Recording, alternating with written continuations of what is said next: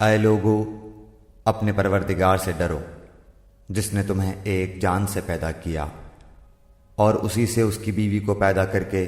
ان دونوں سے بہت سے مرد اور عورتیں پھیلا دیں۔ اس اللہ سے ڈرو جس کے نام پر ایک دوسرے سے مانگتے ہو، اور رشتے ناطے توڑنے سے بھی بچو، بے شک اللہ تعالیٰ تم پر نگہبان ہے۔ اور یتیموں کو ان کے مال دے دو، اور پاک اور حلال چیز کے بدلے ناپاک اور حرام چیز نہ لو، اور اپنے مالوں کے ساتھ ان کے مال ملا کر کھا نہ جاؤ، بے شک یہ بہت بڑا گناہ ہے۔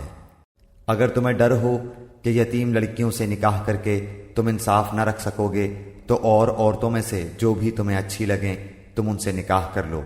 2 3 3 4 4 سے۔ لیکن اگر تمہیں برابری نہ کر سکنے کا خوف ہو تو ایک ہی کافی ہے، یا تمہاری ملکیت کی لونڈی، یہ زیادہ قریب ہے